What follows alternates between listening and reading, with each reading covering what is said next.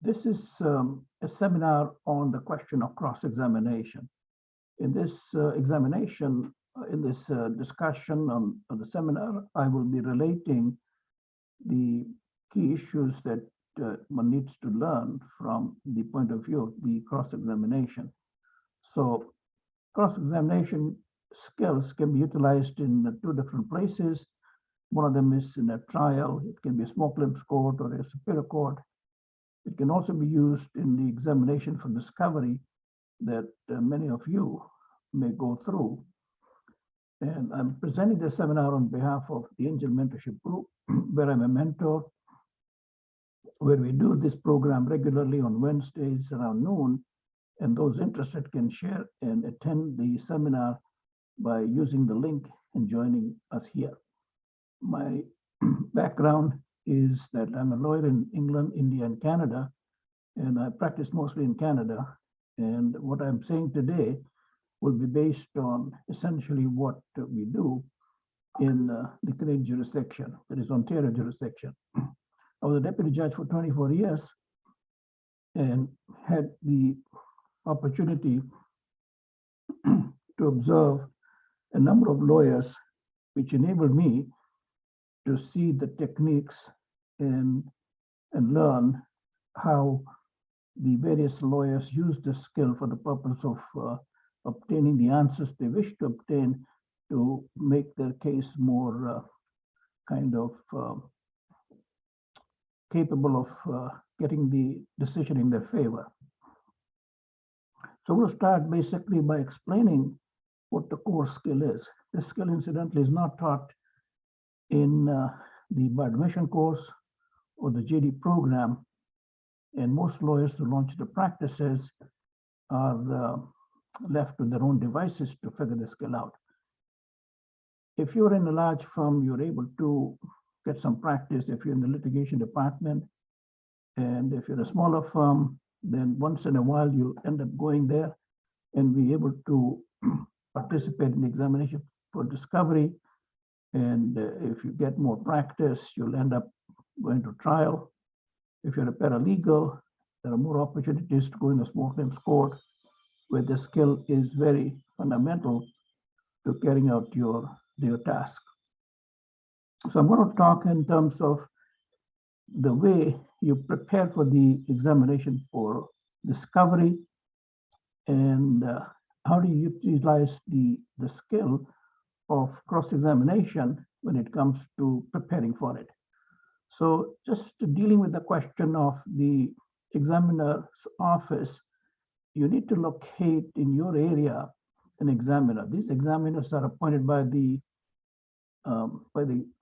government and have a license and have a training to transcribe the question and the answers that you will have in examinations. You get an appointment on a special form which you obtain from their offices. You serve this notice of appointment to the person that you wish to examine. If there's a lawyer on the other side, you send them a copy of the notice and they attend on the appointed date. And there are a number of examiners in Toronto, and there are more examiners in smaller towns as well. And once you have the appointment made and you appear there, you commence examination in terms of the questions that you're going to ask. So in the way you ask the questions, it is my view that to prepare for it is extremely important. How do you prepare for it is the following. You take the main issues that you're dealing with. And in this particular case, I just want to illustrate one particular case that we managed to deal with recently. And in this particular case, it was a person who was essentially giving the several checks to somebody thinking that this person will invest the money in a property or provide security for that money, but that never came about. And the action was commenced for the purpose of trying to recover the money. So in this kind of a case, you have an affidavit of documents which you have prepared on both sides, and the appropriate time for the examination is the time when both the parties have agreed, and it's important to try that the plaintiff and the defendant examine them within the same day or the second day after the examination of the opposing side. So once you have the date set up and you have the affidavit of documents and you have the idea of the evidence that you will be able to present, it is important to try and basically prepare for it by the preparation of the questions that you do in advance. So you take the cluster of different events and ask questions based on the events that you want to bring forward in the examination. For example, if a person had prepared a check or a person prepared a loan document or any other document for the purpose of trying to bring evidence to the court in terms of what is it that the parties was getting the other person to sign, that these documents should be ready for you in the examination, and they can be marked as the exhibits and around which you can examine. So when you commence the examination, it is my view that it is important to keep the question open-ended in the beginning. So for example, if there's a lending situation, you do not jump straight to the idea, did you write this check? The way to cross-examine is that you try to basically fish for the information that you can possibly get. So if the opponent is a defendant and your client is a person who lent the money, then you start the examination by saying that, how did you get to know this particular witness? And then when you reach that particular point of finishing the identity and finding out the person's name, their birth of date, their profession, their address, etc., then you reach the point where you can pinpoint the questions that can be asked to that witness. So you start by asking the question, open-ended question first to get the information you could possibly get, such as, how did you know the person? Well, I met the person at this occasion. And you can ask more questions based on the answers that you obtain from that witness. And then once you identify the relationship, then you begin the second question, that did the plaintiff ask for any kind of advice from you? Did you provide any documents? And if so, what document did you ask the plaintiff to sign? In this particular case, the money was borrowed, and the document that was prepared was an agreement of shareholders. And then this is an example of, firstly, you find out what did the person intend to do with the plaintiff in terms of documentation. So suppose there was a promissory note, suppose there was a check, and suppose there was a shareholders agreement. In each situation, you have, as the lawyer, already available to you the information on the documents that you will have for trial or to prove your position. So you start with the open question, what document did you ask the witness plaintiff or the plaintiff to sign? So the person may say, okay, I prepared a shareholders agreement. So as soon as he says that, and you are in your mind sure that there was an agreement, then you ask more questions. If there was no shareholders agreement, then of course you say, well, can you provide a copy of the shareholders agreement? Do you have a copy of it? If he says yes, I will provide it, then is it with you today? If he provides it, then you mark it as an exhibit. If he doesn't provide it, you get an undertaking. An undertaking is a statement usually given by the witness to say that I will provide the document at some other point in time. And if you do get that undertaking, it is very important that you have an understanding that how long it will take to provide the documentation, because it is very important in litigation that you do not have a situation that the other person promises to do something and you do not have that document, and that it lingers on and you do nothing about it.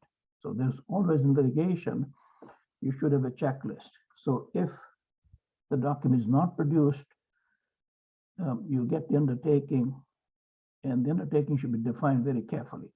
The way to define it is that if there was some kind of discussion between the parties, then at the end of the discussion, you repeat the question and say the following: Mr. So-and-so, did you agree to provide this documentation?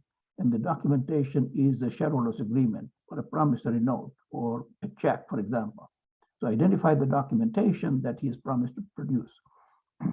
Then you keep a handwritten note, if you can, also yourself, of all these types of undertakings that you obtained in the examination, so that after the examination, you should make sure that there is a time limit in which they are going to produce these documents to you. And if it is possible, you simply write a letter to the other party, and if the lawyer is there on the other side, then you write to him and list all the documentation that they promised to be provided, and you remind them that you're looking for them in so many days' time. So that's an example of the undertaking, an example of also the cross-examination, in which you try to identify the document and ascertain which particular document is it that the other party asked. Now, if the transaction was marginal, as it was in this particular case, then you have a chance to sort of cross-examine. How do you cross-examine in this situation? For example, there was a shareholders agreement. So you ask the question, you presented to the plaintiff a shareholders agreement. Was it your intention to make the plaintiff a shareholder? Now, this will make the other person think very much, and the other lawyer may intervene and say, well, this question is not relevant. Suppose you say that. So you have to respond back and identify the statement of claim and the issues that the parties have, the pleadings that are going to be debated in the court, and the issues that will be brought out based on the pleadings. So you can bring across the issue, for example, that the plaintiff claims that the sum of $100,000, for example, was taken from the plaintiff, which was never returned, and the claim arises out of the fact of not returning that amount of money. So now when you have, for example, a shareholders agreement, which is produced or described by the defendant, and then your question then is, what was your intention when you produced that statement of shareholders agreement? So the witness might say, well, I intended to make the person a shareholder. So you can follow up that question by saying immediately that, did you then make that person a shareholder? No, for example, the answer is no. Then the question was that, why did you not do it? But then he has to find some other answer. If the transaction was legitimate, then he would say, okay, I had to go to the lawyer and ask him to do that. If he didn't go to the lawyer, then the question would be, who drafted the shareholders agreement? He might say, well, I drafted it. Are you a lawyer? No. Did you go to a lawyer? No. So you prepared this agreement yourself. So I think if you want to put pressure on the other side, you can point out to him that he is just a witness, not a lawyer, but try to prepare a shareholders agreement. And therefore he was trying to do something which was legal. And then if you want to put pressure on him, you can say, okay, well, you realize that to try to hold yourself out as a lawyer is inappropriate and can be an offense if you're trying to create the appearance to other people that you're acting as a lawyer. So there are many pressure points that you can use to try to either embarrass the other witness, or you can try to show that he's not necessarily telling all the truth the way it should come out in terms of the facts that you want to bring across and on record in the transcript. Just for information, if you've not done this before, I just want to point out that all the examiners are usually trained. They usually use a mouthpiece that sits on their mouth, or sometimes they have a typewriter kind of an equipment on which they typewrite every question and every answer. And they're responsible to transcribe and take down the question as well as the answers. And then at the end of the examination, you can ask them to prepare what's called a transcript, in which they will point out on the first page the plaintiff's lawyer, the defendant's lawyer, and you can buy the transcript, and the person requesting the transcript must pay, I think it's about $2 or something per page. So you have to be very careful that you do not drag out the examination too long, and because the too many pages will be spent, and it'll cost your client a lot of disbursements to have the transcript prepared. But the fact that you prepared and you know what exactly you want, and if you're skillful and know how to ask the questions, you will minimize the number of questions you've asked. And one word of advice in terms of the questions that you ask is that it should be very pinpointed. So the thinking process of what is the issue and what is it the answer that you want should happen in your mind. So by the time you frame the question, it comes across in a very simplified, straightforward manner, and that is the skill of the lawyer in terms of how to do the cross-examination. So if you do not have that skill of cross-examination, then very often it will come across as examination in chief. In other words, you ask the question and lead the witness on to the next event that happened, which is what you can do in examinations for discovery, or in a first examination of the witness. But the cross-examination is different.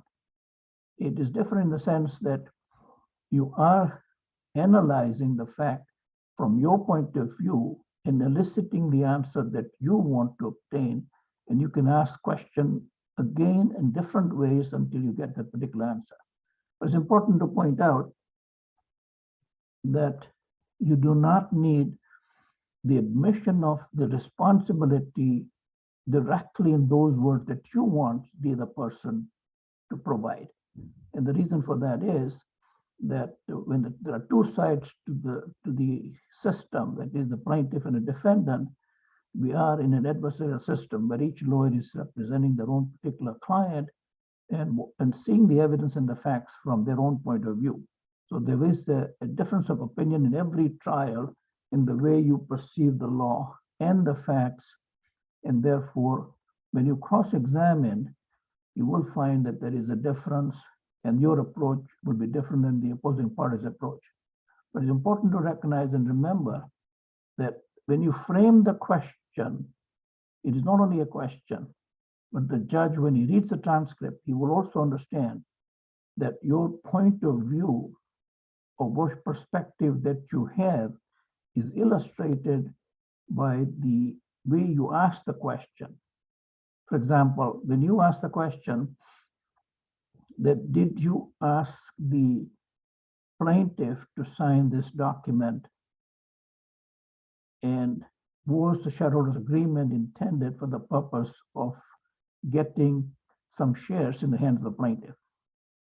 So I think that if there was no intention, then the person had fraudulent intention that some legal looking document was presented to the plaintiff, which the plaintiff was asked to sign, and therefore you are indirectly, by framing the question, indicating that the person asking the document to be signed did not have a proper intention to get the genuine document to be signed. So that should be elicited in the way you ask the questions from the witness on the other side. So one of the problems of examinations is in the adversarial system, then you have a witness that you're going to examine or cross-examine, but that his lawyer will also be present in that meeting. So one thing that I should point out is that very often the lawyers in the adversarial system create some kind of hostility or questioning and even test out the lawyer. And in particular, actually, my experience in my younger days was that they test out and think out how far you are familiar with the proceedings. So if you're new to the whole questioning system and the way that the examination works, then he will test you in the beginning. So for example, they raise an objection to you, what I object. So if he objects, you should know how to frame the question and let the person understand that,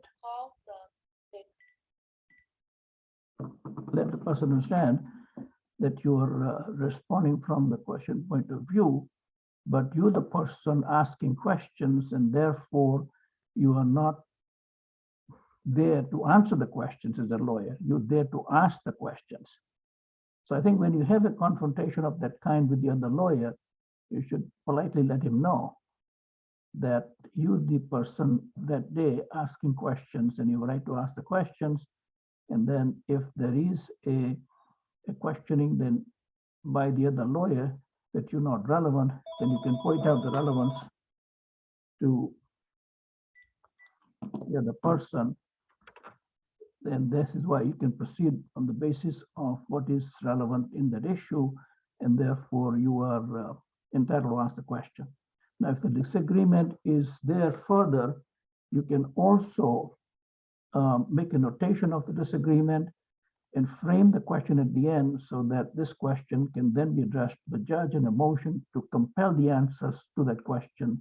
And if the answer is not forthcoming, you can ask the judge in the motion that the particular pleading, if you're acting for the plaintiff, that the pleading defense should be struck out.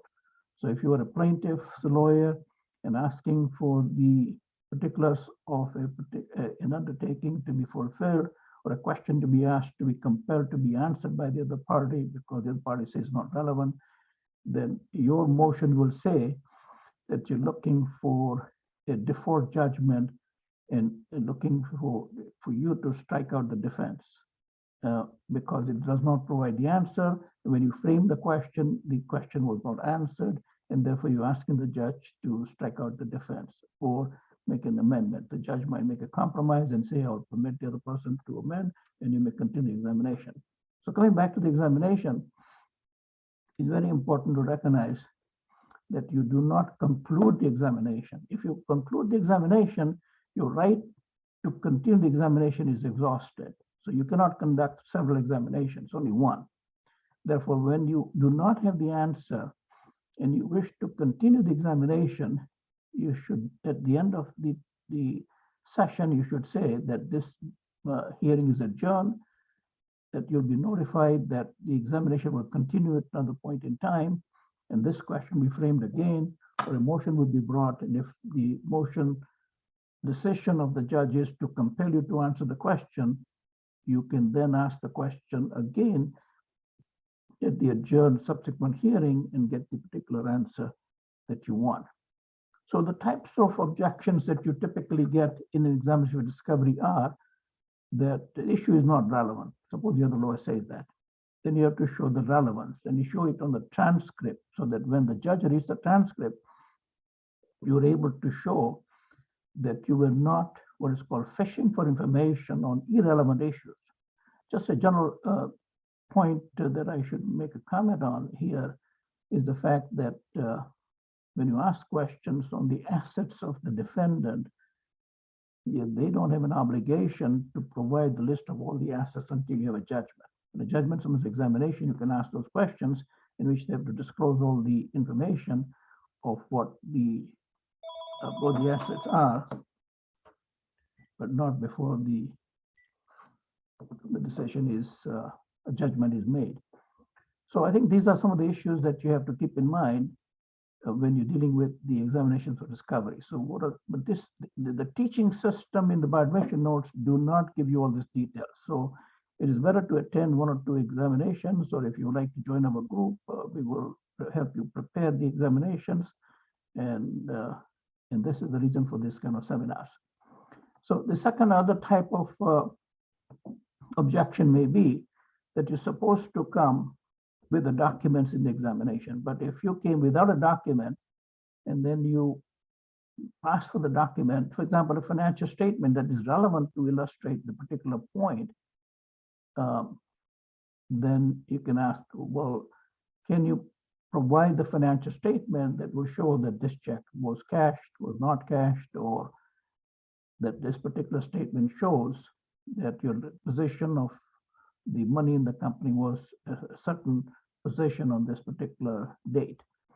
So if the documents are not brought to you, then you can ask the other person to provide an undertaking that that document will be provided. But very often, if you are prepared, what will happen is that there'll be your affidavit of documents and the affidavit of documents of the other party as well. So you have this documentation with disclosure of the documents under the affidavit of documents, which will enable you to know, broadly speaking, what documents each party has, and based on which you will be conducting the examination. So in the examination, of course, if a document is relevant to be brought across, then you can ask the question again to make sure that the undertaking is understood, recorded, and reminded by a letter from you. So it's produced. It's not produced, then you can bring a motion to compel that to be provided.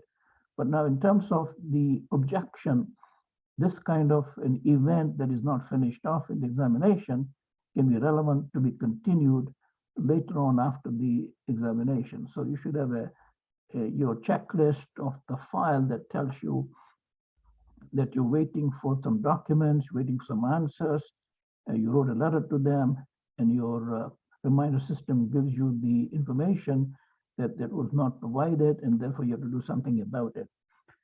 As the general guidance to the litigation lawyers, I would strongly recommend that the tendency for many lawyers is to wait for the last few days before something is done because you're busy and therefore you didn't have the time to do it.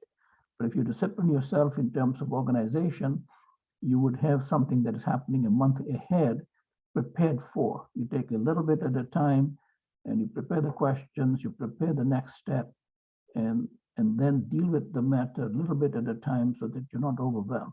So you should have a daily agenda for a litigation lawyer or any other type of area of law that you're practicing to make sure that each file, in terms of what you need to do, is dealt with by a reminder system. And litigation is particularly important because if you're not coming prepared for the examination or any other event, then the judge will sense it, and then we will not be very sympathetic with you. So I think that in terms of the cross-examination, I mentioned to you how questions can be put, undertaking given.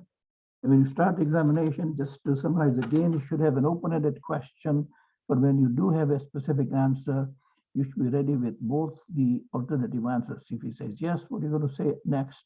If he says no, then what is it that the next question would arise? But very often, some question will arise that has not been discussed, disclosed, or narrated to you, and you need to know the position of the other party.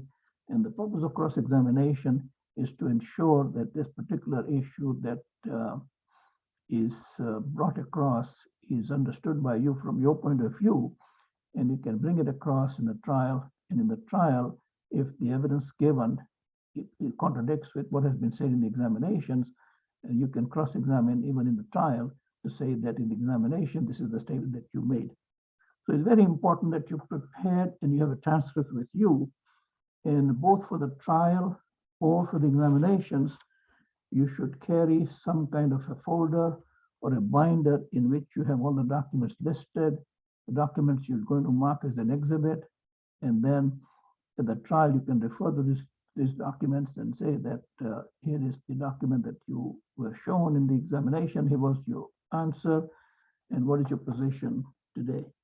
So in terms of the Examination in the trial, the cross-examination and the whole process of the trial is not really taught in the bioadmission or the JD program. So a lot of the learning will take place when you start legal practice. Now, if you're doing very limited amount of litigation, then you may have one case today, another case a month from now or next month, and you may not get sufficient amount of experience. So it's very important that in the beginning first, if you go there for the first time, that you talk to a colleague or join a mentorship group so that you can ask the questions and prepare yourself mentally and in terms of documents well before you go to that hearing. I think in terms of the smoke lamp squad, the cross-examination technique is also very important actually in terms of the relevance of the issue. If you have mastered the facts in your mind and you have kept the categories clear in your mind, you will be able to address that issue much better than if you were not prepared actually. So I think that the way to prepare for a cross-examination at the trial, much more than at the examination of discovery, is that by the time you dealt with the case, you dealt with all the facts and the law and researched the law, and you are ready now to frame the questions to the witness, and you make your submissions in the opening of the trial, and you make your submissions at the end. But in between, when you have a right to cross-examine the witness, the facts and the law should be clear in your mind so that you're able to pinpoint the issue that you want to bring across. So if the critical answer, it is there, then you have to remember what the answer was of the witness, because you'll be using that information to try to make your summary of the judgment in terms of what is the witness said that was critical to your position in the whole set of facts, and that why that critical fact was given and the answer given a certain way is then narrated to the judge in your submission at the end of a trial. So I hope that was helpful. And I noticed that Naman is there. So Naman, if you have any questions, you can ask. Otherwise, we'll close the session here. No, Mr. J, I'm good. Okay, thank you for being here today. And I'm closing this session. And then it'll be again, for those who are not present today in the Facebook, you can join the Facebook at Angel Mentorship Group and watch some of these programs. And if you are interested to work with us, write a message to me and we'll bring you on to the seminar or help you answer any question that you have based on this kind of a seminar in which we would address the question. You can frame the question and we'll address it for you. Thank you.